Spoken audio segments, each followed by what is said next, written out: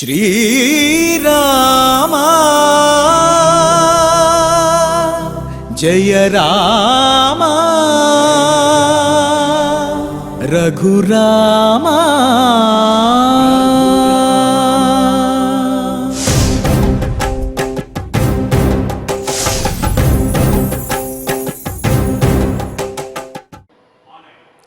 ओं नमो वेंकटेशाय। नीलाभ्रदेह निखिलेश जगन्निवास राजीवनेत्र रमणीय गुणाभिराम श्रीराम दैत्यकुलमर्दन रामचंद्र पत्पाद पद्ममनिशं कलयामि चित्ते। నీలమేఘము వంటి శరీరఛాయతో ప్రకాశించేవాడు, సమస్త జగత్తుకి కూడా ఆధారభూతమై అధిపతి అయి పరిపాలించేటటువంటి వాడు, రాక్షసాంతకుడై ఆశ్రిత భక్త రక్షకుడైనటువంటి వాడు శ్రీరామచంద్రుడు. అలాంటి శ్రీరామచంద్రుని యొక్క పాద పద్మములను మన మనస్సులో నింపుకుని ధ్యానించినట్లయితే ఆ రామచంద్రమూర్తి యొక్క అనుగ్రహం పరిపూర్ణంగా కలుగుతుంది అని పెద్దలు తెలియజేస్తున్నారు. ఆ విధంగా రామచంద్రమూర్తిని ధ్యానిస్తూ తద్రూపాంతరుడైనటువంటి శ్రీనివాసుని యొక్క అనుగ్రహంతో భక్తులందరూ కూడా సకల సంపదలతోటి తొలతూగాలి, సత్సంతానాభివృద్ధితోటి వర్ధిల్లాలి అని ఆకాంక్షిస్తూ తిరుమల తిరుపతి దేవస్థానం వారు ఈ కలియుగ వైకుంఠంలో నాదనిరాజన మండపం నుండి నిర్వహిస్తున్నటువంటి శ్రీమద్ రామాయణం బాలకాండ పారాయణ కార్యక్రమంలో నేటికి మనం 268వ రోజులో ప్రవేశించాము. ప్రారంభించుకుంటూ శ్రీ గురు ధ్యానపూర్వకంగా సమష్టిగా సత్సంకల్పం చేసుకుందాము. ఓం నమో వెంకటేశాయ.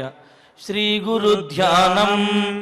గురుర్బ్రహ్మ గురుర్విష్ణు గురుర్దేవో మహేశ్వర గురు సాక్షాత్ పరం బ్రహ్మ తస్మై శ్రీ గురవే నమః.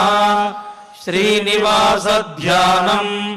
శ్రీ వెంకటాచలాధీశం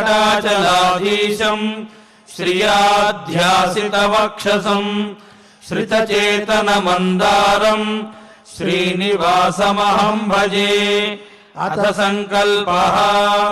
శ్రీమదాదివరాహ క్షేత్రే విరాజమానస్య శ్రీ పద్మావతీ జానేః అఖిలాండకోటి బ్రహ్మాండ నాయకస్య శ్రీరామచంద్ర రూపాంతరస్య భగవతః శ్రీ వెంకటేశ్వర స్వామినః సన్నిధౌ హనుమత్ సీతా లక్ష్మణ భరత శత్రుఘ్న పరివార సమేత శ్రీరామచంద్ర పరబ్రహ్మణః పరిపూర్ణానుగ్రహేణ అస్మిన్ భువనే అతిశీఘ్రమేవ విశూచికాక్రిమేః వినాశనార్థం భారతవర్షస్య అభివృద్ధౌ నిమగ్నానాం విద్యా విత్త వాణిజ్య కృషి వైద్య వైజ్ఞానిక దేశ రక్షణాదిరంగేషు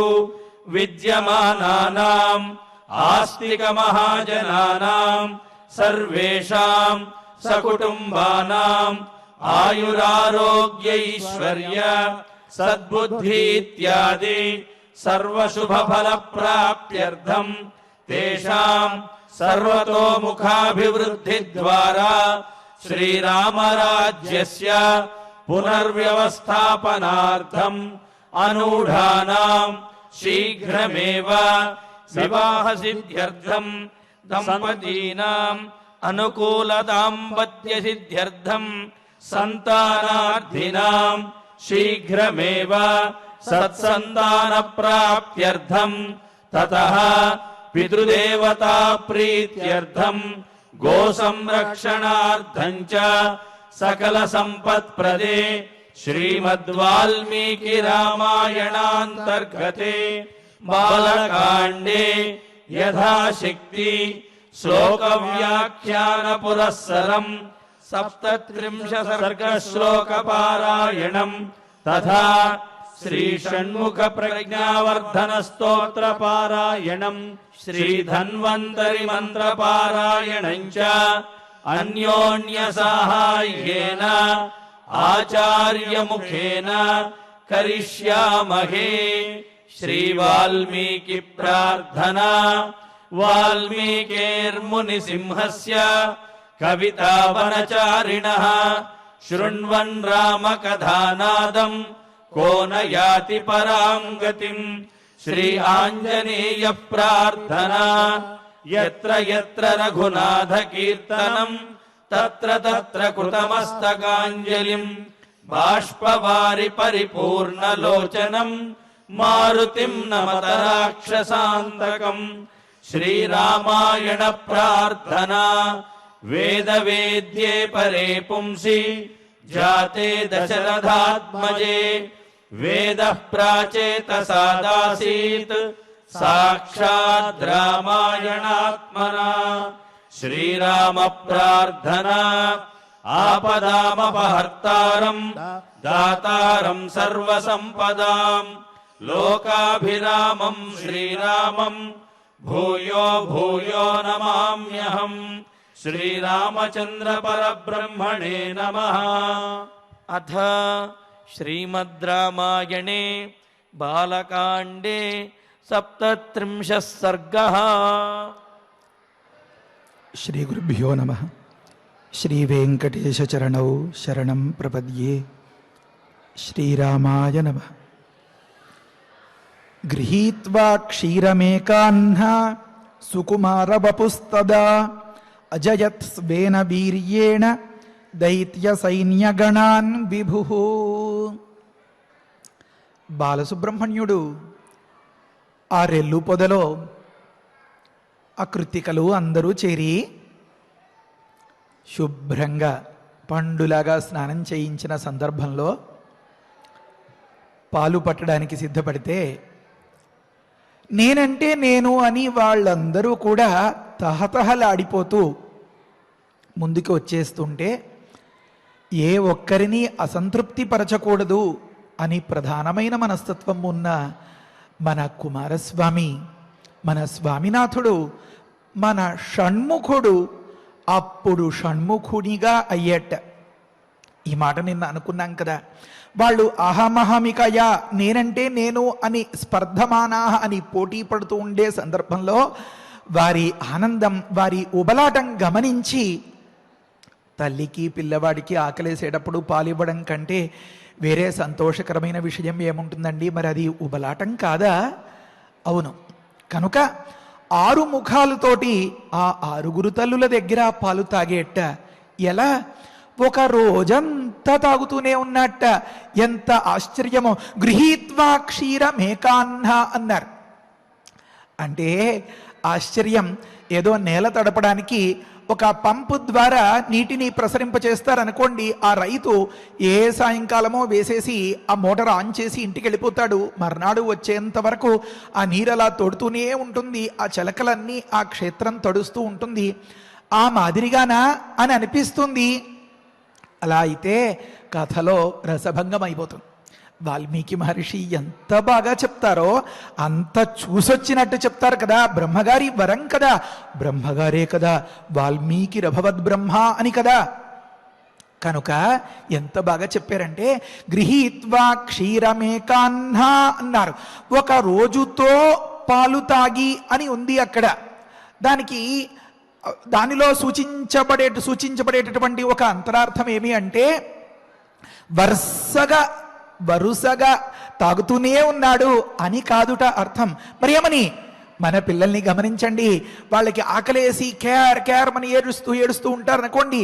పాపం తల్లి ఏ క్యూ లైన్లో ఉండగానో లేకపోతే మరొక సందర్భంలో ఉండగానో ఆ చాటుకు వెళ్ళి కాస్త ఆ పిల్లవాడి ఆకలిని శాంతపరిచింది అనుకోండి. ఇంతలో నవ్వులు కీరింతలు వినిపిస్తాయి.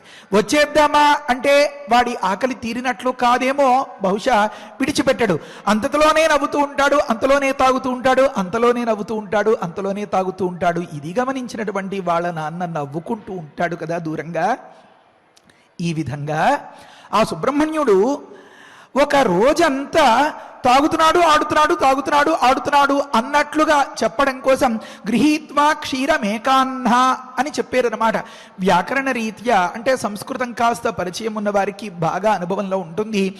ఒక రోజంతా తాగుతూనే ఉన్నాడు విడవకుండా అని చెప్పాలి అంటే ఏకాహం అని ఒక ద్వితీయా విభక్తిని చెప్పాలి. అలా చెప్పకుండా తృతీయ విభక్తిని చెప్తే ఏకాన్న ఒక రోజుతో తాగుతున్నాడు అని అర్థం వస్తే తాగుతున్నాడు విడిచిపెడుతున్నాడు, తాగుతున్నాడు విడిచిపెడుతున్నాడు అని అనమాట. అంటే ఒక పని ఒక సమయంలో అత్యంత సంయోగంతో విడువకుండా జరిగితే అక్కడ ద్వితీయ విభక్తిని ప్రయోగించమని పాణిని మహర్షి గారు చెప్పారు. ఏదో కొంచెం అలా కొంచెం ఇలా కొంచెం అలా కొంచెం ఇలా జరిగితే అక్కడ మిగతా విభక్తులు అన్నమాట. కాలాత్మనోరత్యంత సంయోగే గురుగారు అస్తమానం చెప్తూ ఉండేవారు. ఏమనంటే పరీక్షల కోసం ఒక నెల రోజులు చదివాడు అని అంటే అక్కడ ద్వితీయ విభక్తిని ప్రయోగిస్తే మాసం అధీతే అని అంటే ఎక్కడ క్షణం కూడా పాడు చేసుకోకుండా చదివాడు అని అర్థంట. అలా కాకుండా ఏదో చదివాడు అనే అర్థంలో మాసస్య ద్విరధీతే అని అక్కడ వర్ణిస్తారు. అప్పుడప్పుడు చదివాడు, ఒక నెల పాటు వాడి కృషి జరిగింది అని అర్థమట. అంటే గుర్తొచ్చినప్పుడు, తోచినప్పుడు, సరదా అనిపించినప్పుడు, వేరే కాలక్షేపాలు ఏమీ లేనప్పుడు చదివితే అక్కడ ద్వితీయ విభక్తిని ప్రయోగించడానికి లేదట. అలా కాకుండా నిరంతరం చదువుతూనే ఉన్నాడు అంటే మాసం అధీతే అని అత్యంత సంయోగంలో కాలానికి సంబంధించిన మాట పైన ద్వితీయ విభక్తిని చేర్చాలని చెప్తారు. బహుశా ఇది మనసులో పెట్టుకున్నారేమో వాల్మీకి మహర్షి. ఆ పిల్లవాడు అదే పనిగా తాగుతుంటే అదేవైనా వేరే చెడ్డ లక్షణమో వ్యాధో సమస్యో కావచ్చు. కానీ అక్కడ జరిగిన దాన్ని అంత అందంగా మన ఇంట మన పిల్లలు మాదిరి చూపించడం కోసం గృహీత్వా క్షీరమేకాన్న ఒక రోజుతో తాగుతున్నాడు అన్నారు. తాగుతున్నాడు విడుస్తున్నాడు, తాగుతున్నాడు విడిచిపెడుతున్నాడు, ఆడుకుంటున్నాడు, నవ్విస్తున్నాడు, నవ్వుతున్నాడు. అలా ఒక రోజంతా ఒక అహస్సంతా గడిచిందట. గడిచేటప్పటికే అబ్బాయి గారికి పాలు వంటపట్టాయి. ఏ స్థాయిలో వంటపట్టాయి అంటే దేవతల్ని, ఆ దేవతల్ని నమ్ముకున్నటువంటి లోకంలో ఉండేటటువంటి ప్రాణికోటిని వీరందరినీ కూడా పట్టి పీడించేటటువంటి ఏ దుర్మార్గపు లక్షణం కలిగినటువంటి రాక్షసులు ఉన్నారో ఆ రాక్షసులు గుంపుగా ఉంటే సేన అని వ్యవహరించాలన్నమాట, సైన్యం అని. ఆ సైన్యం కూడా గుంపులు గుంపులుగా ఉంది అనుకోండి. ఏ జెండా వందనం దగ్గర లేకపోతే ఏ స్వతంత్ర దినోత్సవం నాడో మనం గమనిస్తే తెలుస్తుంది. పలానా బలగాలు కవాతు నిర్వహిస్తున్నాయి, పలానా బలగాలు అని రంగురంగుల వాళ్ళ డ్రెస్ కోడ్లో వాళ్ళు అలా వెడుతూ నడుస్తూ ఉంటే కనిపిస్తూ ఉంటాయే. ఆ మాదిరిగా ఉన్న సందర్భంలో త్రివిధ దళాధిపతులు అని కూడా పత్రికల్లో రాస్తూ ఉంటారే, ఆ మాదిరిగా ఉన్న సందర్భంలో కొంతమంది సముదాయం సైన్యం, ఆ సైన్యాలు గుంపులు గుంపులుగా ఉంటే అవి గణములు అన్నమాట. అజయత్ స్వేన వీర్యేణ దైత్య సైన్య గణాన్ అన్నారు. అంటే అంతటి శక్తి వచ్చేసింది రోజుల పిల్లవాడికే. ఇప్పుడు గమనించాలి, ఆ కృత్తికల స్తన్యమే ఎందుకు ఇప్పించాలనుకున్నారు వారందరూ అని. అంతటి మహత్వం ఉంటుందన్నమాట తల్లిపాలలో. ఒక దగ్గర వర్ణిస్తారు, పుట్టిన సందర్భంలో తల్లికి పాలు పడేటటువంటి ఆ పాలను కనుక తీసుకుంటే అది పీయూషం అంటుంది ఆయుర్వేద శాస్త్రం. అది అమృతం, అది అనూహ్యమైనటువంటి శక్తుల్ని ఆ పిల్లలకి సంక్రమింపచేస్తుంది అని తాత్పర్యం అన్నమాట. సరే, ప్రకృతంలో వాల్మీకి మహర్షి ఈ పిల్లవాడి పాలు తాగే వైనం గమనించి ఉన్నారేమో వారి తపోబలంతో, లేకపోతే దాన్ని మనకి అంత అందంగా చెప్పేయాలి అని అనుకున్నారేమో. తరువాత జరిగిపోయే మాటని సంబరం మాపుకోలేక ముందే చెప్పేస్తున్నారు. ఏమని? ఇప్పుడు పాలు తాగేడు ఒక రోజంతా అని అనుకున్నాము, దీనివల్ల బలం వచ్చింది. దీని తరువాత ఏం జరుగుతుందంటే మన స్వామికి సుబ్రహ్మణ్యేశ్వరునికి సేనాధిపత్యం కోసం సైనాపత్యం కోసం అభిషేకం జరుగుతుంది. ఆ అభిషేకం జరిగిన తర్వాత యుద్ధాన్ని ప్రకటించడం, తారకాసురుడి మీదకి యుద్ధానికి వెళ్ళడం, ఇది అసలు వరుస కథ. కానీ ఇక్కడ ఏం చెప్తున్నారు? ఒక రోజంతా పాలు తాగాడండి.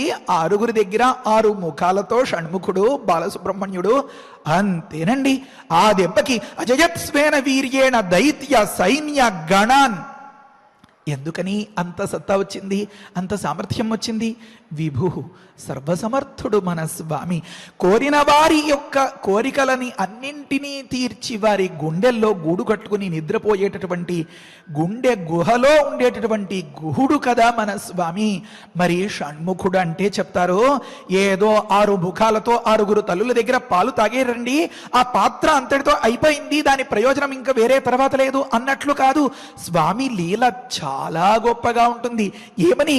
ఈ 6 ముఖాల్ని అప్పుడు అవసరం కోసం కృత్తికల దగ్గర వారిని ఎవరిని అసంతృప్తి పరచకూడదు అని ఆ తాత్కాలికంగా ఒకానొక ప్రయోజనం కోసం 6 ముఖాల్ని ధరించిన స్వామి దాన్ని అలాగే కొనసాగించేటట, అంటే అలాగే కంటిన్యూ చేసేటట. ఎందుకని? దానివల్ల గొప్ప ప్రయోజనం లోకంలో ఉండాలి అని. ఏమా గొప్ప ప్రయోజనం అంటే ఒక్కొక్క ముఖంతో ఒక్కొక్క లీలను ప్రదర్శిస్తాట స్వామి.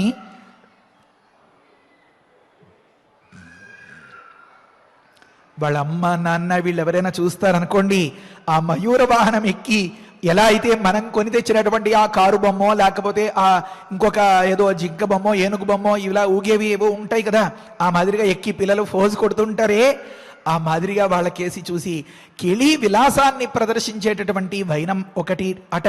చాలా బాగా గుర్తుపెట్టుకోవాలి. 6 అంశాలు అంటే తన వారికి సంతోషాన్ని అందించేలాంటి ఒకానొక చిద్విలాసంగా ఉండేలాంటి ముఖం ఒకటి. ఆ ముఖంతో ఆ ప్రయోజనాన్ని కలిగిస్తూ ఆ కన్నవారికి ఆ తీయటి భావాల్ని మాధుర్యాన్ని అందిస్తూ ఉంటాడు. మరి మరొకటో రెండోది పరమశివుడితో తత్వ విచారణం చేస్తూ ఉండేటటువంటి ముఖం ఒకటట. ఒకదానితో అలాంటి పని చేస్తూ ఉంటారు. మరి ఇక్కడ చాలా పెద్ద రహస్యం చెప్పుకోవాలి. ఒకానొక మన సుబ్రహ్మణ్యుణ్ణి గురు అని కదా పిలుస్తారు. నిన్నటి రోజున ఏం విన్నాం? సుబ్రహ్మణ్య సర్వగురు అనే మాట విన్నాం కదా. అసలు ఆ పేరులోనే ఉంది బ్రహ్మ, బ్రహ్మణ్య, సుబ్రహ్మణ్య. ఇలాంటి మాటలన్నీ పరిశీలిస్తే బ్రహ్మదేవుడికి కూడా ప్రణవ రహస్యాన్ని బోధించేట సుబ్రహ్మణ్యుడు.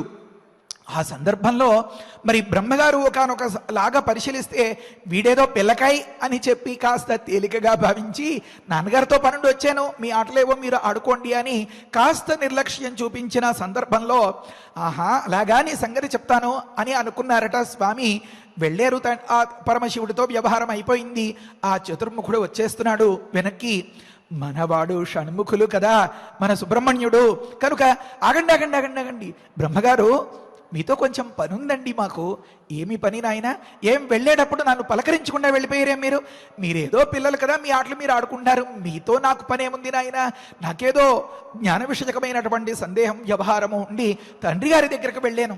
ఓహో అలాగా, మీరంతటి వారికి చెప్పగలిగిన వారు మాత్రము మేము ఎందుకు పనికిరాని వాళ్ళమా? మీ తెలివితేటలు, మీ గొప్పతనం, మీ యొక్క వైశిష్ట్యం అంతగా ఉంటే నేను ఒక చిన్న ప్రశ్న వేస్తాను, చెప్పండి జవాబు అంటారట. అంటే అలా పోటీగా ముదిరిపోతుంది ఆ వ్యవహారం అంతా.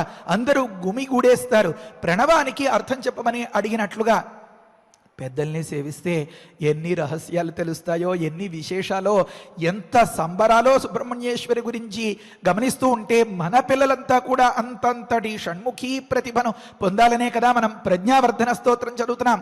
దానికి మూలం ఇది అన్నమాట జాగ్రత్తగా గమనించాలి. అప్పుడు బ్రహ్మగారు అసలు విషయాన్ని ఉన్నట్లుగా చెప్పలేకపోతారట.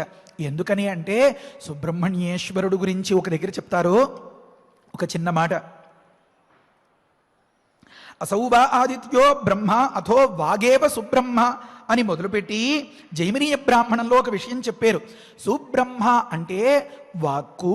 ఆ వాక్కుని అందంగా, అంటే మన మనస్సులో భావాన్ని చక్కగా ప్రజెంట్ చేసేలాగా, విశదీకరించేలాగా, ప్రతిపాదించేలాగా మనకి ఏదైనా ఒక ప్రతిభ కావాలంటే అది ఆ సుబ్రహ్మణ్యేశ్వరుని అనుగ్రహం వల్ల కలుగుతుంది. కనుక సుబ్రహ్మను అంటే అవసరానికి తన అభిప్రాయాన్ని అందంగా వెలిబుచ్చేటటువంటి ఒకానొక మాట తీరును ఇచ్చేటటువంటి వాడు అనే ఉద్దేశంలో సుబ్రహ్మణ్య అని అన్నారట. ఎప్పుడైతే ఈ సుబ్రహ్మణ్యేశ్వరుని ధిక్కరించి నువ్వు ఏదో ఆ కుర్రకుంక అన్నట్లుగా అనిపించిందో ఆ సుబ్రహ్మణ్యేశ్వరుడు కాస్త బిగబెట్టాడు మాటని. వారికి మాట రాలేదు, ఏం చెప్పాలో తెలియదు, ఏం జరగాలో పాలుపోవట్లేదు, ఏం చెయ్యాలో. ఆ సందర్భంలో పాపం దిగులు పడినటువంటి వైనంలో పరమేశ్వరుడు అడుగుతాట, నువ్వు అంతటి మునగాడివా? అయితే నువ్వు చెప్పాల్సింది, నువ్వు చెప్పు, ఏం చెప్తావో దీనికి జవాబు అంటే స్వామి సుబ్రహ్మణ్యుడు ఉపదేశం చేసినట్లుగా, అప్పుడు కూడా ఇదేమో అందరిలోనూ ఏదో పబ్లిక్గా అంటారు కదా అలా చెప్పే విషయమా? ఇది ప్రణవ రహస్యం, చెవిలోనే చెప్తాను అన్నట్లుగా అన్నారని. దానికి ముందు ఒక చిన్న మాట, పెద్ద సమావేశం ఏర్పడిపోయింది. ఇప్పుడు ఈ ప్రణవ రహస్యాన్ని బోధించాలి అంటే మరి గురు శిష్య సంప్రదాయం పాటించాలి కదా. బ్రహ్మగారిని ఓ దగ్గర కూర్చోపెట్టండి అన్నారట. ఆయన విద్యార్థిలాగా అప్పుడే బడిలోకి వెళ్ళినట్లుగా అలా చేతులు కట్టుకుని ఒక దగ్గర కూర్చుంటే మరి గురువు ఉన్నతాసనం పైన కూర్చోవాలి కదా, నాకేది చోటు అని అన్నారట. అందరూ అటు ఇటు చూస్తున్నారు, ఏ కుర్చీ తేవాలి, ఏ సింహాసనం వేయాలి అని. పార్వతీ పరమేశ్వరులు వినోదం పరిశీలిస్తున్నటువంటి సందర్భంలో దగ్గరగా వెళ్ళి ఒక్కసారి ఎగిరి నాన్న ఒళ్ళో కూర్చున్నట్ట. ఇదే నాకు పెద్ద ఉన్నత సింహాసనం అని చెప్పి ఆ సందర్భంలో ఆ ప్రణవ రహస్యాన్ని రహస్యంగా బోధిస్తే, ఆ తరువాతి సందర్భంలో మన శివుడు కూడా భుజానికి ఎత్తుకుని ఈ ఆనందంతో సంతోషంతో అటు ఇటు అలా కైలాసంలో పచార్లు చేస్తూ ఉండేటటువంటి సందర్భంలో షణ్ముఖ, ఇందాక బ్రహ్మగారికి ఏం చెప్పేవయ్యా ఆ ప్రణవ రహస్యం అని అడుగుతాట. ఇది పెద్ద బహిరంగ చాటింపు వేసేలాంటి విషయమా, నెమ్మదిగా చెవిలో చెప్పాల్సిన విషయం అంటాట. అంటే ఆ భుజం పైన అలా జోకుడుతూ పడుకోబెట్టిన సందర్భంలో ఆ పిల్లవాడితో రహస్యంగా మాట్లాడుతూ ఉంటే ఆ పిల్లవాడికి చెవి ఎంత దగ్గరగా ఉంటుందండి, చాలా దగ్గరగా ఉంటుంది కదా, అయితే నా చెవిలోనే చెప్పు అని అన్నట్ట. అప్పుడు స్వామి అంటారట, నువ్వు నన్ను గురువుగా ఒప్పుకుంటావా అంటారట. చాలా అద్భుతమైనటువంటి మాట. అందుకనే సుబ్రహ్మణ్యుడు సర్వగురువు అనేటటువంటి ఆ అంతరార్థం వచ్చేలాంటి అలంకారిక ఛందశాస్త్రంలో ఉండేటటువంటి ఆ మాట అన్నమాట.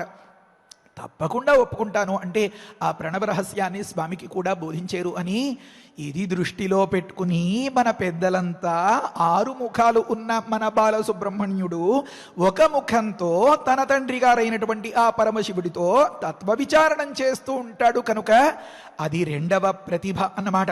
అంటే పిల్లవాడిగా ఉండి సరదాలు కలిగించడం, పెద్దవారితో వారికి ధీటుగా ఆ తత్వ విచారణం చేయడం, సబ్జెక్ట్ మాట్లాడగలగడం. మరి మూడో ముఖమా, రాక్షస వధ చేసేటప్పుడు ఆయుధాలు అన్నీ ధరించి కన్నెర్ర చేసి జాగ్రత్త తాట తీస్తాను అన్నట్లుగా ఉండేలాంటి రౌద్రమైనటువంటి ముఖం ఒకటి అట. అంటే అవసరానికి సమస్యలు వచ్చినప్పుడు, పేట్రేగిపోతున్నప్పుడు దుష్టశక్తులు మనం ఎలా అయితే కన్నెర్ర చేసి కేవలం కంటి చూపుతో మాత్రమే నిలబెట్టగలగాలో ఆ రకమైనటువంటి అనుగ్రహాన్ని ఇచ్చేటటువంటి ముఖం ఒకటి అన్నమాట.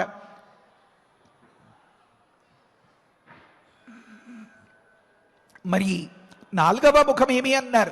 శరణన్న వారిని, శరవణభవ శరవణభవ శరవణభవ అని ప్రార్థించిన వారిని ఇంకా నీకేం భయం లేదురా అని చెప్పి వెన్ను తట్టి ధైర్యం చెప్పేలాంటి ముఖం ఒకటి అట. మరి 5వది ఏమి అన్నారు? ఈ గొడవలు గందరగోళాలు ఏమీ లేనప్పుడు ప్రశాంతంగా తన ధీరోదాత్తతను ప్రదర్శిస్తూ అమ్మ ఇచ్చినటువంటి ఆ శక్తి అనేటటువంటి ఆయుధాన్ని ధరించి వీరుడిలాగా కటిహస్తుడై ప్రదర్శించేటటువంటి ఆ లీల ఉందే, ఆ లీలను ప్రదర్శించేటటువంటి అంటే వీరత్వాన్ని ప్రదర్శించేటటువంటి ముఖం ఒకటి అట. మరి 6వది ఏమి అన్నారు? అబ్బేబే మాకు ఇన్ని తత్వాలు, విచారణలు, ప్రణవాలు, రహస్యాలు తెలియదండి, మేమంతా రాక్షసుల మాదిరి కూడా కాదండి, ఏదో కాలక్షేపం చేసుకుంటూ మా పొట్ట పోసుకుంటూ ఇలా గడిచిపోతున్నాయి మా బతుకులు, మావి చిన్ని చిన్ని జీవితాలండి, మాకేమైనా ఉపయోగం ఉంటుందా మీతో అని అడిగితే, అంటే ఎంత పరలోకం, పుణ్యం, పాపం, ఈ వ్యవహారాలు ఇంతటి లోతుగా వివేకాలు లేని వారి విషయంలో స్వామి నాకు ఇది కష్టం, తీరుస్తావా తీర్చవా అని అడిగితే చాలు వెంటనే లౌకికమైనటువంటి సంపదని ఈ శరీరంతో, ఈ బొందితో ఇక్కడే అనుభవించేలాగా అనుగ్రహించేటటువంటి ముఖం ఒకటి అట. అంటే ఒక వ్యక్తి 6 విధాలుగా ప్రతిభను కనబరచవలసి ఉంటుంది. ఎలాగా అంటే తన వారికి అందరికీ, అంటే తను వీధిలో ఎంత గొప్ప అధికారి అయినా సమాజానికి తన వారికి అందరికీ ఆనందం కలిగించేలాగా ఇంట్లో గొప్ప పాత్ర నిర్వహించడం, ఇది ఒక విధమైనటువంటి ప్రతిభ. మరి తగినంత సందర్భం వచ్చినప్పుడు ఇంట్లో వారిని చూస్తూ ఎంతో నవ్వుతో ముద్దులాడుతూ గడిపినట్లుగానే మరి ఆ సమస్య దగ్గర కూడా, ఆ శత్రువుల దగ్గర కూడా అలాగే గడిపితే లోకు కట్టేస్తారు కదా, అక్కడ మాత్రం ఖచ్చితంగా వాడి శత్రుత్వం అణిచేసేలాంటి ఒకానొక ఉగ్రత్వంతో, తగినంతటి కోపంతో, అంటే చావతో వ్యవహరించాల్సినటువంటి తీరు ఒకటి ఉంటుంది. అది ఒక ప్రతిభ. మరి రెండవది తత్వ విచారణం చేసేలాంటి ఒకానొక ప్రతిభ. 3వది ఈ శత్రువుల పైన తగినంతటి పరిష్కారం కలిగేలాగా, ప్రతీకారం కలిగించేలాగా వ్యవహరించేటటువంటి ప్రతిభ ఒకటి, అది 3వది. లీలా విలాసం, తత్వ విచారణం చేయగలగడం, ఆ తర్వాత రాక్షస వధ చేసినట్లుగా మనం కూడా శత్రు నిర్మాలనం, అనిష్ట నివారణం, కష్టాల్ని పోగొట్టేందుకు ఒక గొప్ప ఊపుతో పూనికతో ప్రవర్తించేటటువంటి ప్రతిభ ఒకటి. ఆ తర్వాత మనల్ని ఎవరైనా నమ్ముకుని ఉన్నవాళ్ళు, ఆశ్రయించిన వాళ్ళు ఉంటే వారు కోరినా కోరకపోయినా శరణన్న వారిని ఆదుకునేటటువంటి వైనం ఒకానొక ప్రతిభ, ఇది నాలుగవది. ఆ తరువాత ఇది ఏదీ లేనప్పుడు తను ఏదో తనకి తానుగా వ్యవహరించడం అనేది ఒక ప్రతిభ అన్నమాట. ఆ తరువాత తన వారికి వారు అడిగినా అడగకపోయినా సరే తాత్కాలికమైనటువంటి పరిపూర్ణ ప్రయోజనం కలిగించేలాగా వ్యవహరించడం ఒక ప్రతిభ అన్నమాట. అంటే తండ్రి పిల్లవాడు ఉన్నారనుకోండి, ఆ పిల్లవాడు ఏదో బొమ్మో బుడగో అడిగాడు అనుకోండి, నైనా అది అశాశ్వతం, అది క్షణకాలంలో పేలిపోతుంది, పగిలిపోతుంది, ఇలాంటి ఎంత తత్వం చెప్పినా ఆ పిల్లవాడికి అంత గొప్పగా అర్థం కాదు. నాన్నని బుడగడిగాను, నాకు కొనలేదు అని వాడు ఆ యాత్ర పూర్తయి ఇంటికి వెళ్ళేంత వరకు అలాగా సాధిస్తూనే ఉంటాడు. మరి ఆ సందర్భంలో ఆ చిన్ని పసి హృదయాన్ని సంతోషపరచాలి అంటే ఈ వేదాంతాలు, వైరాగ్యాలు అన్నీ తనకు మాత్రమే పరిచయం చేసుకుని ఆ పిల్లవాడు అడిగినటువంటి ఆ బుడగ కొన్న సమయంలో వాడు ఆ బుడగను నాన్నని, బుడగని నాన్నని చూసిన వారందరికీ చూపించి ఎంత పరవశించిపోతూ ఉంటాడు. కనుక పిల్లల దగ్గర పిల్లల్లా, పెద్దల దగ్గర పెద్దలా, సమస్య దగ్గర ఒకానొక వీరుడిలా, అవసరమైన దగ్గర ఆ సబ్జెక్టు గమనించేటటువంటి ఒక గొప్ప మానసిక పరిపక్వతతో, అంటే విజ్ఞునిలా, విచక్షణతో, ఇలా 6 రకాలుగా లౌకికమైనటువంటి జీవితంలో ఎప్పుడు హీరో మాదిరి కథానాయకుడిగా వ్యవహరించాలి అంటే ఏ 6 ప్రతిభలు ఉంటాయి అని పెద్దలు చెప్తున్నారో ఆ 6 ప్రతిభలని షణ్ముఖీ ప్రతిభ అంటారు. కనుక అలాంటి ప్రతిభను తనని ఆశ్రయించిన వారందరికీ తన మాదిరిగా పంచిపెడతాడు. కనుక షణ్ముఖ ప్రజ్ఞావర్ధన స్తోత్రం అనే పేరుతో చెప్పారన్నమాట. ఎంత గొప్ప ఆశ్చర్యకరం అంటే షణ్ముఖునికి సంబంధించినటువంటి స్తోత్రమా, షణ్ముఖములైనటువంటి ప్రతిభను వృద్ధి చెందించేటటువంటి స్తోత్రమా, ఇది మన ఊహలకే విడిచిపెట్టేస్తోంది రుద్రజామిళం. షణ్ముఖ ప్రజ్ఞ అని కలిపేమనుకోండి 6 ముఖాలుగా 6 రకాలుగా ఉండేటటువంటి ప్రతిభ అని అర్థం వస్తుందన్నమాట. దాన్ని వృద్ధి చేసేటటువంటి స్తోత్రం అని. అబ్బే మాకంతంతటి లోతర్థాలు తెలియదండి, ఆ బాలసుబ్రహ్మణ్యుని ఆరాధిస్తే మీకు ఈ చాతకాంతనం చపటతనం అంతా పోతుంది, మీరు అందరూ చక్కగా బాగుంటారు అని చెప్పారండి ఆ పెద్ద అయినా, మేము చేస్తున్నామండి అంటారనుకోండి. షణ్ముఖునికి సంబంధించినటువంటి ప్రజ్ఞావర్ధన స్తోత్రం అన్నమాట అది. కనుక 6 ముఖాలతో, అంటే 6 రకాలుగా ఉండేటటువంటి ప్రతిభను వృద్ధి చేయడం 6 ముఖాలున్న మన షణ్ముఖునికే కదా సాధ్యం. కనుక స్వామి లీల ఎంత గొప్పగా ఉంటుందో గమనించండి. ఒక చిన్నపాటి అవసరం కోసం చేసినటువంటి లీల అయినా శాశ్వతంగా ఈనాటికి కల్పాలకు షణ్ముఖునిగానే కొనియాడబడుతున్నాడు. అంటే ఆ స్వామిలో ఉండేటటువంటి 6 రకాల ప్రత్యేకతలు ఉన్నాయి. ఈ 6 రకాల ప్రత్యేకతల్ని అలాగ విత్తనం నాటి నీరు పోస్తే అలా వృద్ధి చేసినట్లుగా, వృద్ధి చెందినట్లుగా మనలో వృద్ధి చెందిస్తూనే ఉంటాడనమాట. దీనికి ప్రధానమైనటువంటి ఉదాహరణం, నిలువెత్తు నిదర్శనం మన రాముడు లక్ష్మణస్వామి. కనుక గృహీత్వా క్షీరమేకాన్న అనే దగ్గర ఒక రోజంతా వారి దగ్గర తాగుతూ విడుస్తూ 6 ముఖాలతో 6 తల్లుల ఆ సారాన్ని, ఆ పాలను, ఆ రూపంలో ఉన్నటువంటి ప్రేమానురాగాల్ని పట్టి సొంతం చేసుకుని గొప్ప వీరుడిగా, గొప్ప యోధుడిగా ఎదిగినటువంటి ఆ స్వామి అభిషేకమైన తరువాత ఒక్కొక్క రాక్షసుణ్ణి తుక్కుగా ఎగరగొట్టేసాడు అని అన్నమాట. రాక్షసులందరినీ దూరం చేసి మనకు దేవతలకి ఏ బాధలు లేకుండా చేయడమే సుబ్రహ్మణ్యేశ్వరుని యొక్క ప్రధాన సంకల్పం కదా. కనుక రాక్షస శక్తులన్నింటికీ సరైన సమాధానం అన్నమాట మన బాలసుబ్రహ్మణ్యుడు. అజయత్ స్వేనవీర్యేణ దైత్య సైన్య గణాన్ విభు అని క్షణం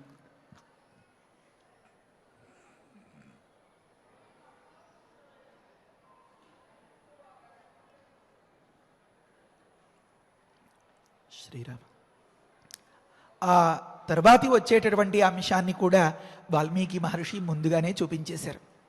నిన్న మనం ఒక మంచి మంత్రానికి కూడా అర్థం చెప్పుకున్నాం.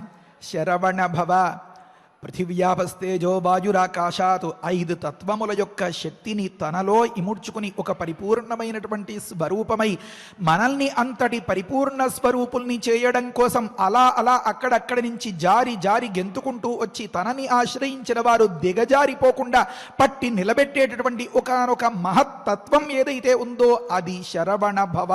దానికి పేరు పెడితే శరవణ భవ. దాన్ని తలుచుకోవాలి అంటే మనం అనాల్సిన మాట శరవణ భవ అని. దానిలో 6 అక్షరాలు ఉన్నాయి కదా. ఈ 6 రకాల ప్రతిభల్ని నన్ను ఆశ్రయించిన వారందరికీ పంచిపెట్టేస్తాను రా అన్నట్లుగానే అన్నమాట. అన్ని సందర్భాల్లోనూ 6 ముఖాలతో ఉన్న ఆ ఆరుముఖం ఆ దేవుడు మనకి ఎలా కనిపిస్తాడండి?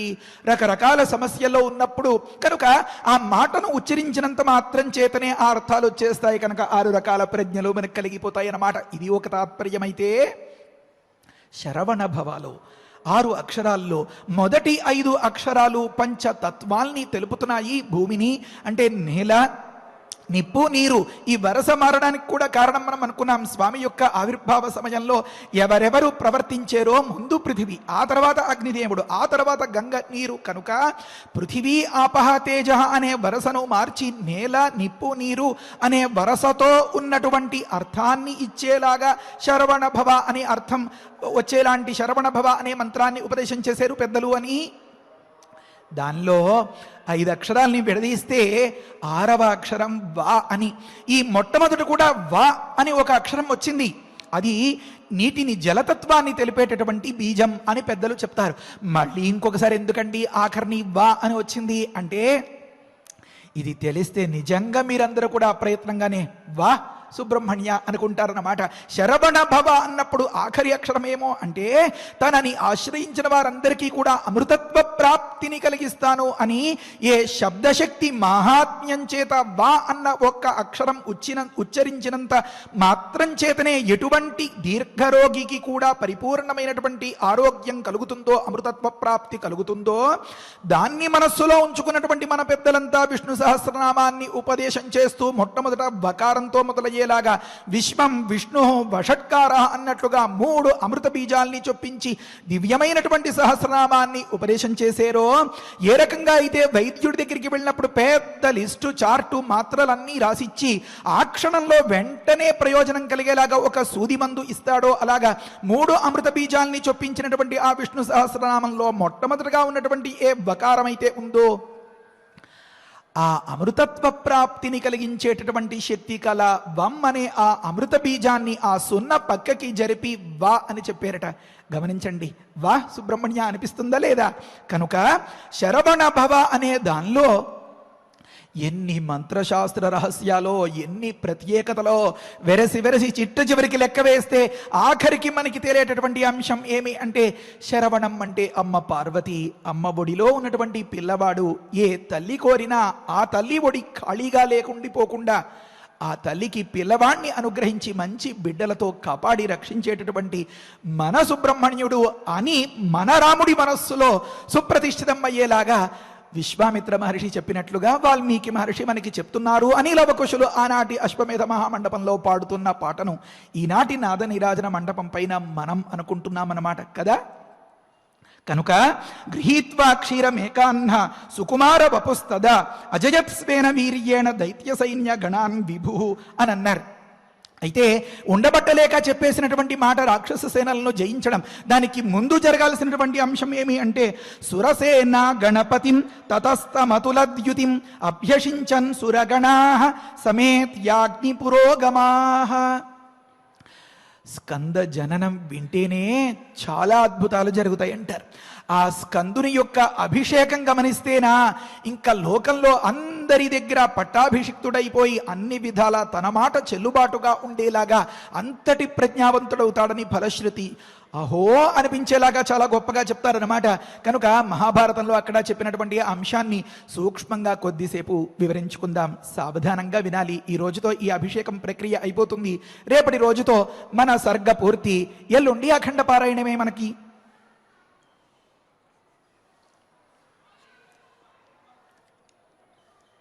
ఒకానొక వ్యక్తికి గొప్ప శక్తి సంతరించుకోవాలి అంటే, ఏర్పడాలి అంటే అభిషేకం అనే ప్రక్రియ చాలా గొప్పది అని తెలుస్తుంది. ఇప్పుడు శ్లోకంలో మనం ఏం చదువుకున్నాం అంటే సురసేన గణపతిం, ఈ సురులు అంటే దేవతలు, ఈ దేవతలందరి సేనలు సుబ్రహ్మణ్యేశ్వరునికి జై, సుబ్రహ్మణ్యేశ్వరునికి జై అన్నట్లుగా శరవణ భవ అనేస్తుంటే వీళ్ళందరికీ ఈయనే స్వామి అయిపోయాడు. ఇప్పుడు ఇంకా పట్టం కట్టకపోతే లాభం లేదు కనుక సురసేన గణములకు పతి అయినటువంటి, మళ్ళీ ఇంకొక మాట, తతః తమతుల ద్యుతిం, అతుల అంటే సాటిలేని పోలికలేనటువంటి గొప్ప ప్రకాశంతో వెలిగిపోతున్నటువంటి ఆ బాలసుబ్రహ్మణ్యుణ్ణి, ఎంత వయస్సు అండి, ఇంకా 7 రోజులు అంతే, 7 రోజుల వాడి ద్వారానే మరణం రావాలి అన్నట్లుగా ఆ తారకాసురుడి ఆ వింత కోరిక కనిపిస్తుంది. అది పరిశీలిస్తే మనకి తెలుస్తుంది. కనుక అభ్యసించన్ సురగణాహ సమేత్య అగ్నిపురోగమాహ అని అన్నారు. అందరూ కలిసి గుమిగూడి మన స్వామికి అభిషేకం నిర్వహించారట. ఎలా అంటే ఈనాటికి ఎప్పుడు ఎక్కడ ఏ రకంగా అభిషేకం జరుగుతూ ఉన్నా సరే మనం అందరం చెప్పుకుంటూ ఉంటాం. చెప్పుకోమని శృతి చెప్తోంది. ఏమని?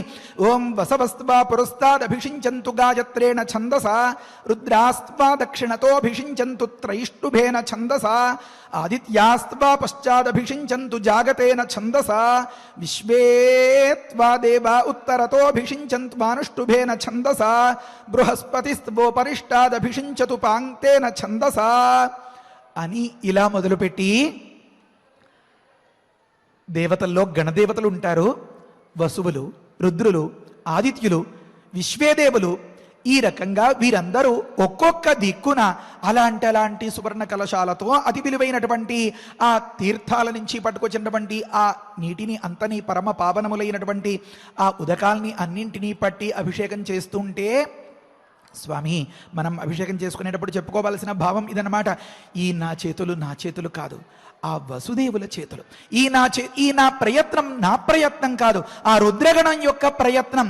మరి అక్కడ ఉండేటటువంటి ఆదిత్యులు, అక్కడ ఉండేటటువంటి ఆ విశ్వేదేవులు, వీరందరూ నీకు కూర్చోపెట్టి అభిషేకం చేస్తున్నట్లుగా భావించి నువ్వు తృప్తి చెంది నన్ను పట్టాభిషిక్తుణ్ణి చేసి లోకంలో ఎక్కడా తల వంచుకోక్కర్లేకుండా నిలబెట్టు స్వామి అని ప్రార్థిస్తారన్నమాట. మన ప్రార్థనలో, మన ఆకాంక్షలోనే ఇంతటి అంతరార్థం ఉందే. ఇంతటి అంతరార్థాన్ని ఇచ్చేటటువంటి ఆ అభిషేక మంత్రాలు ఉన్నాయే, సామ్రాజ్య పట్టాభిషేకం అని చెప్పి పురోహితులు అభిషేకం చిట్ట చిగురులో అంతా చదువుతూ ఉంటారే. కొంతమందికి పాపం తెలియక చేతకాక దేవుణ్ణి శుభ్రం చేసేస్తూ ఉంటే ఈ మాటలు పక్కవాళ్ళు అనుకుంటూ ఉంటే అలా గడిచిపోతూ ఉంటుంది అభిషేక ప్రక్రియ. కాదు, ఈ మాటలు చెప్తూ ఆ వసువులు, ఆ రుద్రులు, ఆ ఆదిత్యులు, ఆ దేవ పురోహితులైనటువంటి ఆ బృహస్పతి గారు వారి చేతులతో ఈ అభిషేకం జరుగుతోంది అనే మనస్సు నిండా భావన పెట్టుకుని మన బుల్లి లింగమూర్తికి, ఆ స్వామికి అభిషేకం చేసుకుని ధరించిపోవాలి అని మన పెద్దలు చేసేటటువంటి ఉపదేశం కదా ఇది. మరి మనకి చేసే ఉపదేశమే ఇలా ఉంటే అసలు ఈ వసవస్త్వాపురస్తారభిషించంతు లాంటి మాటలన్నీ ఎప్పుడు బయలుదేరాయి? దేవేంద్రుడికి అభిషేకం చేసేటప్పుడు, పట్టం కట్టేటప్పుడు బయలుదేరాయి అన్నమాట. అలాంటి దేవేంద్రుడు మరుత్గణాలతో కలిసి, మిగతా గణాలతో అందరితో కలిసి, దేవతలు, కిన్నరులు, కింపురుషులు, యక్షులు, గంధర్వులు, ఇంకా మహర్షులు, బ్రహ్మర్షులు, వాలఖిల్యాదులు, ఇలాంటి మహనీయులందరితో కూడి ఒకానొక చోటికి వెళ్ళిపోయారట. ఎక్కడికి? సరస్వతీ నది ప్రాంతానికి, హిమవత్ పర్వత ప్రాంతంలో ఒకానొక దగ్గర ఉంది అని చెప్తారన్నమాట. ఆ సందర్భంలో దేవేంద్రుడు ఎలా అయితే తనకు పట్టం కట్టేటప్పుడు ఆ పట్టాభిషేక మహోత్సవం గొప్పగా, అంత ఘనంగా, దివ్యంగా, మంత్ర పురస్సరంగా నిర్వహించారో అలా నిర్వహించమని అందరినీ ప్రార్థిస్తే వసువులు కలశలు పట్టుకుని వచ్చేసారట. రుద్రులు, ఆదిత్యులు, ఈ గణదేవతలు, విశ్వేదేవ దేవతలు, ఇంకా బృహస్పతి గారు పురోహితులు అయితే ఉండండి ఒక్క మాట, చిన్న హోమ ప్రక్రియ ఉంది, అది కాస్త చేసేసి నేను వస్తాను అని చెప్పి మంచిగా ఆ హోమ ప్రక్రియ మిగతా మహర్షులందరినీ వెంట వేసుకుని దాన్ని ముగించేరట. ఆ హోమంలో ఇలా హోమం చేసి ఆ పాత్రకి అంటుకున్నటువంటి సారాన్ని సంపాతం అంటారన్నమాట. ఆ సంపాతాన్ని ఒక పాత్రలోకి తీసుకుంటారు. ఇలా హోమం చేసి ఆ మిగిలినటువంటి ఆ నేతి బిందువులన్నింటినీ ఒక దగ్గర తీసుకుని ఆ బిందువులతో కూడా అభిషేకం చేస్తే అమ్మో ఎంత గొప్ప ప్రక్రియ. యజ్ఞ ప్రక్రియలో హోమాలు అవి జరిగినప్పుడు గమనిస్తే మనకి తెలుస్తుంది. ఆ సందర్భంలో తతఃసరస్వతీ తీరే యాని భూతాని నారద గ్రహాశ్చోపగ్రహాశ్చైవ అని అలా మొదలుపెట్టి స్కంద పురాణంలో 30వ అధ్యాయంలో చాలా విస్తారంగా చెప్పారు. ఎంత గొప్పగా ఉంటుందంటే ఆ పట్టాభిషేక ప్రక్రియ. క్షణకాలం మన హృదయంలో స్వామిని సుప్రతిష్ఠితం చేసుకుని మనం దాన్ని గమనిద్దాం. ఆ సందర్భంలో తతోభిషేక సంభారాన్ సంభృత్య సర్వమం అని మొదలుపెట్టి సకల మంగళకరములైనటువంటి వస్తువుల్ని ఇలా తలిచేరో లేదో సంకల్పించారో లేదో అలా గబగబా శుభ్రం చేసేసారట. ఒకరు నేల శుభ్రం చేసేవారు, ఒకరు అలికేవారు, ఒకరు ముగ్గులు వేసేవారు, ఒకరు కూర్చోండి అనేవారు, ఒకరు రండి అనేవారు, ఒకరు తేవండి అని ఆ అభిషేక జలాల్ని అంతని తెప్పించేవారు. ఇలా ఉంటే సుబ్రహ్మణ్యుడు బాలసుబ్రహ్మణ్యుడు కదా, 7 రోజుల పిల్లవాడు ఎలా ఉంటాడండి? కాకపోతే కాస్త ఆ తల్లుల శక్తి ప్రభావం చేత సమర్థుడయ్యాడు. బాల్య చేష్టలు ఇంకా పోలేదు. అలా అలా అలా తిరుగుతున్నట్ట. అలా తిరుగుతుంటే, ఒరే నాయనా, నువ్వు ఎక్కడ పడితే అక్కడ కూర్చోకూడదు, ఎలా పడితే అలా తిరగకూడదు, నువ్వు ఇలా వచ్చి ఇక్కడ కూర్చోవాలి అని చెప్పి, తాతగారికి కదా మనవుడి మీద అంత ప్రేమ. హిమవంతుడు హైమవతి యొక్క పుత్రుడు కదా మన స్వామి, కనుక శరవణంలోంచి కదా అండి ఆవిర్భవించాడు. కనుక ఒక మంచి బంగారు సింహాసనం పట్టుకొచ్చి అనేక రకములైనటువంటి రత్న ఖచ్చితములైనటువంటి దానిపైన కూర్చోపెట్టి ఇప్పుడు జరిపించండి అభిషేకం అన్నారట. ఇంకా ఒక్కొక్కరు వారందరూ వచ్చి ఈ నదీ జలాలతో, సంగమ జలాలతో, సముద్ర జలాలతో అలా అభిషేకాలు అదంతా చేసిన సందర్భంలో పిల్లవాడికి అమ్మ చేయిస్తుంది. కాస్త కూర్చునేటువంటి అంటే వెన్ను కాస్త ముదిరి కూర్చోగలిగాడు అనుకోండి, లేకపోతే ఆ బుర్ర అటు ఇటు అలా పడేసేస్తూ ఉంటాడు. అయినా సరే కాస్త భుజం పట్టి ఆ చెంబుతో ఆ తలపైన నీళ్లు పోసి అలా అలా అలా అలాగా కొట్టి నిమిరి శ్రీరామ రక్ష పెట్టి ఆ పిల్లవాడు అజేయంగా గొప్ప సత్పురుషుడిగా ఎదగాలి అని కన్న ప్రేమతో చేసే ఆశీర్వచనం ఉంటుందే, ఈ అభిషేక ప్రక్రియ అక్కడ మొదలవుతుందన్నమాట ప్రతి వ్యక్తికి.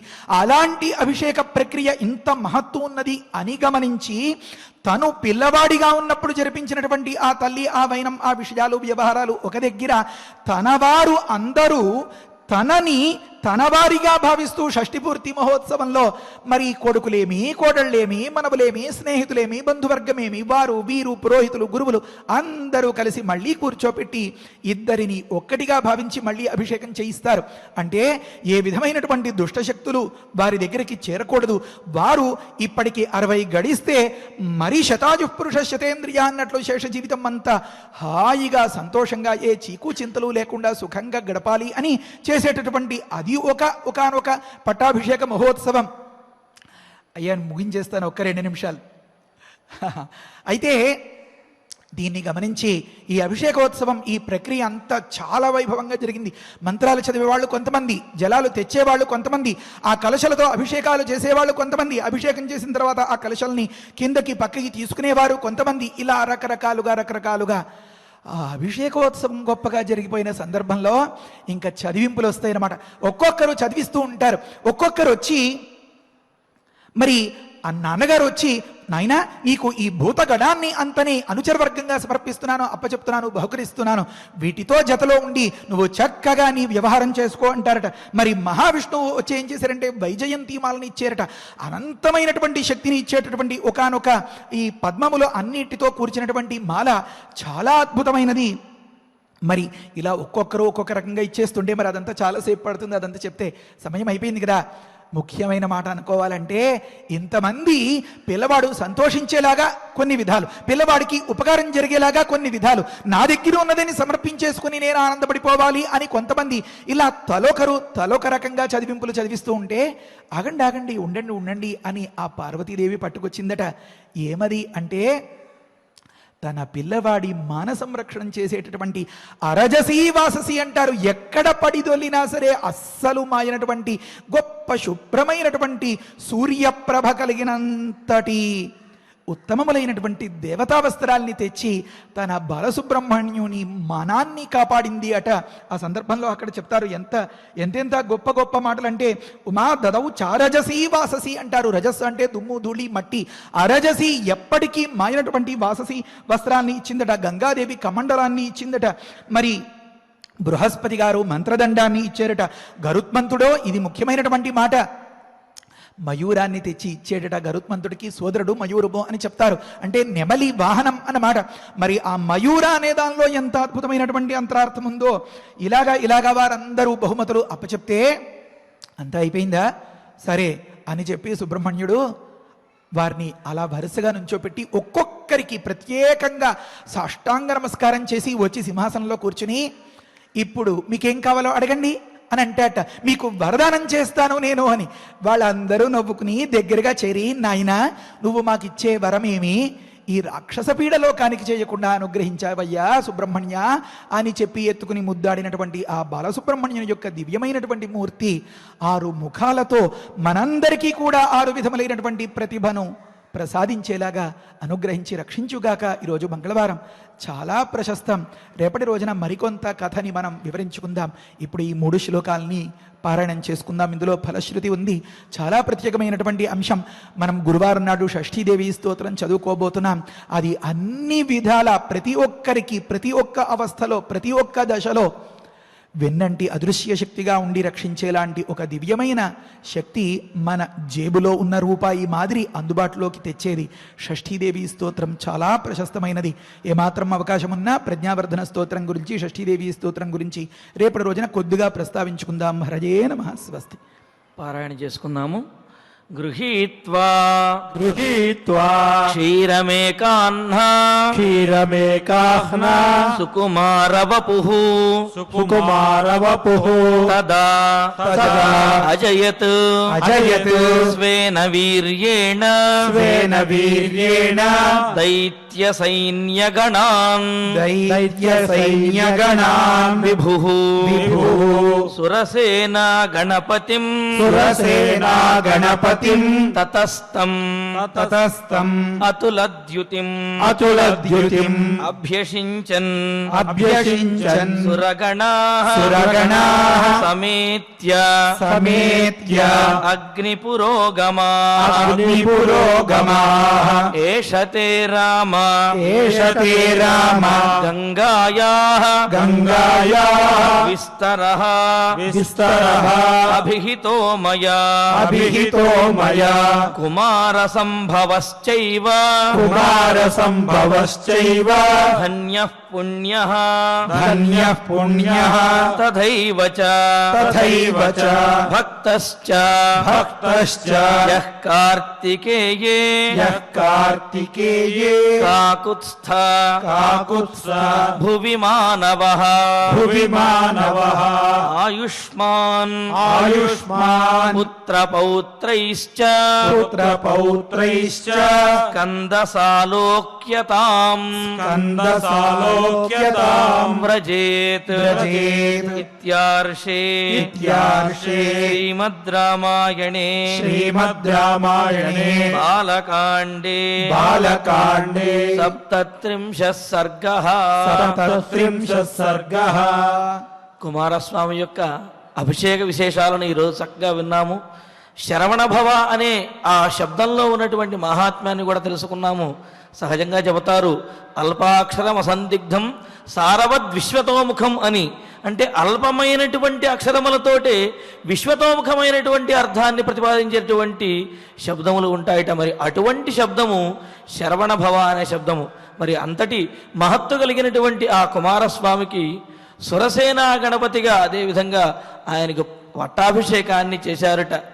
ఏ విధంగా అయితే చెబుతారో ఛత్రం సవ్యజనం సనందిపటం భద్రాసనం కల్పితం న్యస్తా హేమమయా సదర్భకుసుమా తీర్థాంబు పూర్ణాఘటా యుక్త పుష్యరథశ్చ అని ఈ విధంగా పట్టాభిషేకాన్ని వర్ణిస్తూ ఉంటారు. మరి ఆ పట్టాభిషేకంలో ఉన్నటువంటి విశేషాలన్నిటితోటి ఈ దేవతలందరూ కూడా కుమారస్వామికి పట్టాభిషేకం చేసినటువంటి విశేషాలను చక్కగా మనం విన్నాము. ఆ శ్లోకాలను పారాయణ చేసుకున్నాము. ఇక ఇప్పుడు ఫలశ్రుతిని మనందరము కలిసి పారాయణ చేద్దాము. ఫలశ్రుతి కుటుంబ వృద్ధిం ధనధాన్య వృద్ధిం శ్రేయశ్చ ముఖ్యా సుఖముత్తమంచ శ్రుత్వా శుభం కావ్యమిదం మహార్థం ప్రాప్నోతి సర్వాం భువిచార్థ సిద్ధిం. శ్రీరామచంద్ర పరబ్రహ్మణే నమః. ప్రజ్ఞావర్ధన స్తోత్రాన్ని పఠిద్దాము. అథ శ్రీ శ్రీషణ్ముఖ శ్రీషణ్ముఖ ప్రజ్ఞావర్ధన స్తోత్రం ప్రజ్ఞావర్ధన స్తోత్రం యోగీశ్వరః యోగీశ్వరః మహాసేనః మహాసేనః కార్తికేయః కార్తికేయః అగ్నినందనః అగ్నినందనః సనత్కుమారః సనత్కుమారః సేనానీః సేనానీః స్వామి స్వామి శంకర సంభవః శంకర సంభవః గాంగేయః గాంగేయః తామ్రచూడశ్చ తామ్రచూడశ్చ బ్రహ్మచారీ బ్రహ్మచారీ శిఖిధ్వజః శిఖిధ్వజః తారకారిః తారకారిః ఉమాపుత్రః ఉమాపుత్రః క్రౌంచారాతిః క్రౌంచారాతిః షడాననః షడాననః శబ్దబ్రహ్మ సమూహశ్చ శబ్ద బ్రహ్మ సమూహశ్చ సిద్ధః సిద్ధః సారస్వతః సారస్వతః గుహః గుహః సనత్కుమారో భగవాన్ సనత్కుమారో భగవాన్ భోగమోక్షప్రదః భోగమోక్షప్రదః ప్రభుః ప్రభుః శరజన్మ శరజన్మ గణాధీశ పూర్వజః గణాధీశ పూర్వజః ముక్తిమార్గకృత్ ముక్తిమార్గకృత్ సర్వారాతి ప్రమాధీ చ సర్వారాతి ప్రమాదీ చ వాంఛితార్థప్రదాయకః వాంఛితార్థప్రదాయకః ఫలశ్రుతిః ఫలశ్రుతిః అష్టావింశతి నామాని అష్టావింశతి నామాని త్రికాలం తు హి యః పఠేత్ త్రికాలం తు హి యః పఠేత్ ప్రకర్ష శ్రద్ధయా యుక్తః ప్రకర్ష శ్రద్ధయా యుక్తః మూకో వాచస్పతిర్భవేత్ మూకో వాచస్పతిర్భవేత్ మహామంత్రమయానాం చ మహామంత్రమయానాం చ మహానామ్నాం ప్రకీర్తనాత్ మహానామ్నాం ప్రకీర్తనాత్ మహాప్రజ్ఞామవాప్నోతి మహాప్రజ్ఞామవాప్నోతి నాత్ర కార్యా విచారణ నాత్ర కార్య విచారణ పుష్యనక్షత్రమారభ్య పుష్య నక్షత్రమారభ్య దశవారం పఠేన్నరః దశవారం పఠే నరః పుష్యనక్షత్రపర్యంత పుష్య నక్షత్ర పర్యంత అశ్వత్థమూలే దినే దినే అశ్వత్థమూలే దినే దినే పునశ్చరణమాత్రేణ పురశ్చరణ మాత్రేణ సర్వపాపైః ప్రముచ్యతే సర్వపాపైః ప్రముచ్యతే ఇతి ఇతి శ్రీరుద్రయామల రహస్యే శ్రీరుద్రయామల రహస్యే ప్రజ్ఞావర్ధన స్తోత్రం ప్రజ్ఞావర్ధన స్తోత్రం సంపూర్ణం. సంపూర్ణం. ధన్వంతరి ధ్యానం నుండి మంగళాంతం వరకు మనందరము కలిసి పారాయణ చేద్దాము. అధ ధన్వంతరి ధ్యానం అచ్యుతానంద గోవింద విష్ణో నారాయణామృత రోగాన్ మే నాశయా శేషాన్ ఆశు ధన్వంతరే హరే ఆరోగ్యం దీర్ఘమాయుష్యం బలం తేజోధియం శ్రియం స్వభక్తేభ్యో ను గృహంతం వందే ధన్వంతరిం హరిం ధన్వంతరేరిమం శ్లోకం భక్త్యా నిత్యం పఠంతి యే అనారోగ్యం న తేషాం స్యాత్ సుఖం జీవంతి తే చిరం. ఓం నమో భగవతే వాసుదేవాయ ధన్వంతరయే అమృత కలశహస్తాయ వజ్రజలౌకహస్తాయ సర్వామయ వినాశనాయ త్రైలోక్యనాథాయ మహావిష్ణవే స్వాహా. ఓం వాసుదేవాయ విద్మహే సుధాహస్తాయ ధీమహి తన్నో ధన్వంతరి ప్రచోదయాత్. అధ నవగ్రహ ప్రార్థనా ఆరోగ్యం పద్మబంధుర్వితరతు నితరాం సంపదం శీతరశ్మి భూలాభం భూమిపుత్రః సకలగుణయుతాం వాగ్విభూతిం చ సౌమ్యః సౌభాగ్యం దేవమంత్రి రిపుభయశమనం భార్గవః శౌర్యమార్కిః దీర్ఘాయుః సైమికేయః విపులతరయశ కేతుః ఆచంద్రతారం అరిష్టాని ప్రణశ్యంతు దురితాని భయాని చ శాంతిరస్తు శుభం మేస్తు గ్రహాః కుర్వంతు మంగళం అథ క్షమా ప్రార్థనా యదక్షరపద భ్రష్టం మాత్రాహీనం చ యద్భవేత్ తత్సర్వం క్షమ్యతాం దేవ నారాయణ నమోస్తుతే అథ భగవత్ సమర్పణం కాయేన వాచా మనసేంద్రియైర్వా బుద్ధ్యాత్మనా వా ప్రకృతే స్వభావాత్ కరోమి యద్యత్ సకలం పరస్మై నారాయణాయేతి సమర్పయామి. అథ మంగళం శ్రియకాంతాయ కళ్యాణ నిధయేర్ధినాం శ్రీ వెంకట నివాసాయ శ్రీనివాసాయ మంగళం. ఓం నమో వెంకటేశాయ. ఈ నెల 21వ తేదీ గురువారం ఉదయం 7 గంటల నుండి 9 గంటల వరకు మన శ్రీమద్ రామాయణం బాలకాండ 8వ అఖండ పారాయణ కార్యక్రమం నిర్వహించబడుతుంది. ఇందులో బాలకాండలో ఉన్నటువంటి శ్లోకములతో పాటుగా మన పిల్లల యొక్క ప్రజ్ఞ వర్ధిల్లాలి అని ఆకాంక్షిస్తూ శ్రీ షణ్ముఖ ప్రజ్ఞావర్ధన స్తోత్రము కూడా పారాయణ చేయబడుతూ ఉంటుంది. భక్తులందరి చేత పారాయణ చేయించబడుతుంది. అదేవిధంగా మన పిల్లలందరికీ కూడా రక్షణ కల్పించడం కోసము అన్నట్లుగా శ్రీ షష్ఠీదేవి స్తోత్రాన్ని కూడా మనం పారాయణ చేసుకోబోతూ ఉన్నాము. కావున భక్తులందరూ కూడా ఈ బాలకాండ 8వ అఖండ పారాయణ కార్యక్రమంలో పాల్గొని స్వామివారి యొక్క పరిపూర్ణమైనటువంటి అనుగ్రహాన్ని పొందవలసినదిగా తెలియజేస్తున్నాము. ఓం నమో వెంకటేశాయ.